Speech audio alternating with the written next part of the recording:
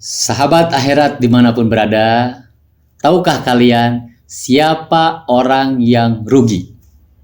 Nah, Rasulullah menjelaskan dalam salah satu hadis, redaksinya seperti ini. Beliau pernah bertanya kepada para sahabatnya. Kesimpulan, orang yang rugi adalah orang yang kelak di yaumil akhir menghadap kepada Allah Azza wa Jalla dengan membawa berbagai amal soleh. Amal sholatnya luar biasa, amal sodakohnya luar biasa, amal saumnya, apapun bentuk amal solehnya penuh. Hingga dirinya menyangka dia akan masuk ke dalam surganya Allah. Tapi apa yang terjadi? Allah hadirkan manusia-manusia yang ketika di alam dunianya pernah dia sakiti. Allah panggil si Fulan bin Fulan. Dia menjawab, "Ya Allah, aku menjadi saksi. Memang dia adalah ahli ibadah. Dia ahli salat. Tapi dia pernah melukai perasaanku dengan lidahnya." Kemudian apa kata Allah? Malaikat berikan pahala salatnya kepada orang yang dizalimi. Ya, hingga berkuranglah, hilanglah pahala salat. Terus dan terus pahala saumnya, pahala zakatnya, dan lain sebagainya. Kesimpulan, banyak orang yang menuntut, yang pernah digibah, digunjing, yang pernah difitnah, yang pernah dizolim, yang pernah direbut haknya. Mereka selama di alam dunia tidak berani mengutik, karena mungkin dia seorang penguasa, seorang pejabat, dan lain sebagainya. Tapi kelak di akhirat, mereka akan mengungkit kita di hadapan Allah. Nauzubillah summa nauzubillah min dzalik. Kesimpulannya, setelah banyak orang yang menuntut, amal orang tersebut hilang, habis tak tersisa. Sementara celakanya yang menuntut masih banyak. Lalu apa yang terjadi? Dosa orang-orang yang menuntut itu diberikan kepada si hamba tadi. Hingga akhirnya penuhlah dia dengan dosa. Yang seharusnya dimasukkan ke dalam surga Allah, dia masuk ke dalam nerakanya Allah. Nauzubillah summa nauzubillah min dzalik. Oleh karena itu, yuk saya mengajak, mari kita merenungi. Mulai saat ini, kita berusaha memperbaiki hubungan kita sesama manusia. Barangkali ada orang yang pernah kita sakiti, kita datangi, kita memohon maaf, kita islah. Barangkali ada orang yang pernah kita rebut haknya, kita kembalikan.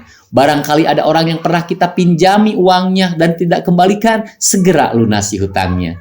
Intinya, lakukan perbaikan hubungan kita dengan sesama manusia.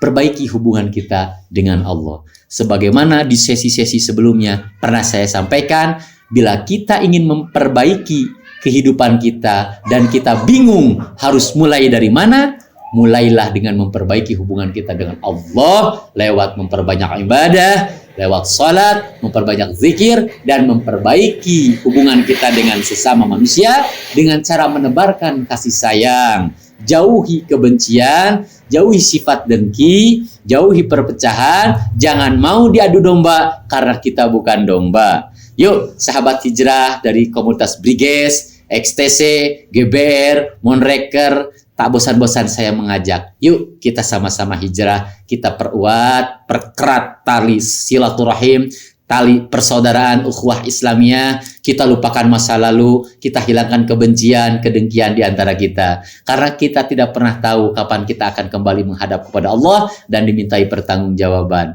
Mumpung masih ada kesempatan, yuk kita gabung. Ya, kita lakukan perbaikan. Yuk, silahkan kalian cari guru yang jelas sanad keilmuannya bersambung kepada Rasulullah SAW. Guru yang mengajarkan tentang bagaimana supaya ibadah kita benar kepada Allah. Guru yang mengajarkan tentang supaya kita mengenal kepada Allah. Guru yang mengajarkan bagaimana kita menebarkan kasih sayang. Bukan saling menghukumi, bukan saling menghujat. Nah, hal-hal itu kita hindarkan. Karena kita hidup dari zaman yang penuh dengan fitnah. Semoga Allah selamatkan kita dari kelompok-kelompok yang ingin memperpecah belah tali ukhuwah Islamiyah saudara muslim. Ya, jangan sampai kita terjebak dengan argumen, dengan doktrin-doktrin yang sekiranya bisa memecah belah umat. Bersatulah, karena Allah pun melarang dalam Al-Quran, wala tafarraqu, jangan berpecah belah. Mudah-mudahan Allah tanamkan kelembutan dalam hati kita. Dengan kajian singkat ini menjadi asbab Allah turunkan rahmat taufik hidayah kepada kita. Allah anugerahi kita taubatan nasuha sebelum ruh berpisah dengan jasad. Salam dari Kang Obay 7. Untuk lebih jelas dapat kajian yang lebih panjang, ikuti channel resmi Yayasan Pendidikan Islam Majelis Al Furqon di searching Kang spasi Obay 7. Insyaallah mudah-mudahan menjadi ilmu yang bermanfaat bagi saya khususnya sebagai bekal di akhirat dan bagi sahabat akhirat dimanapun berada. Salam dari Kang Obay 7, Ade.